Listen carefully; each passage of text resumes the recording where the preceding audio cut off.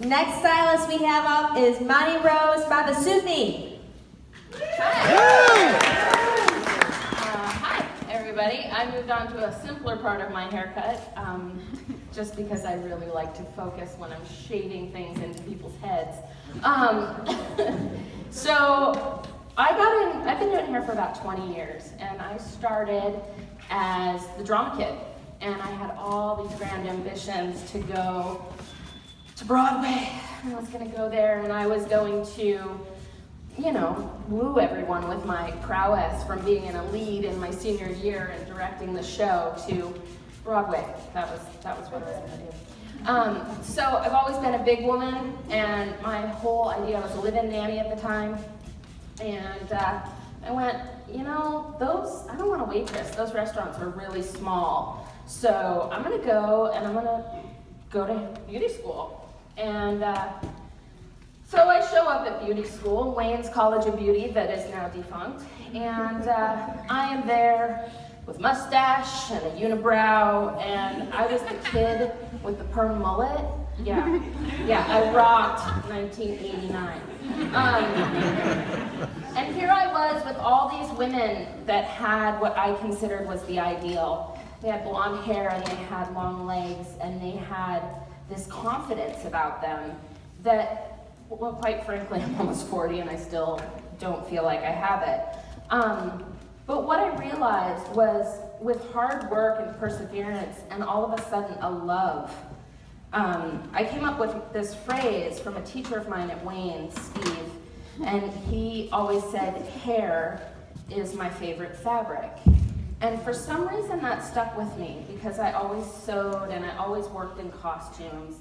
And it hit that hair is a fabric. It is something that we walk around wearing every day. Like Mary said so beautifully, it is what we have on top of our head. And my job as an artist, it's the only way I actually use geometry. In day-to-day life. I don't even balance my checkbook. It's that sculpting, it's that knowing. I woke up one day, I remember saying to myself, I'll know when I'm really good at doing hair, when I wish that I could cut my own hair. And that happened about a decade ago.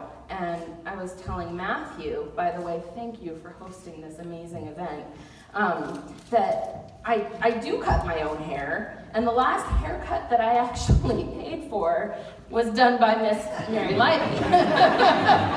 So, suffice it to say, I've gone up and down. I've been raising our children with my wonderful husband, Ben, who's here tonight, and showing up for this career. And whether I've owned my own salon at home, whether I've been a commission worker making $6 a haircut, or now as my own business owner, renting a chair at a salon in Santa Cruz, one thing that I know that I will always offer my clients is integrity. I'm not going to send you out into the world with some idea of meeting an illusion. I'm not going to tell you that this haircut is going to make life all better. It's going to make you feel better, and I will be there to listen. But the reality is we have to show up in the skin we're in, and I just help you feel better in that skin. Amen. I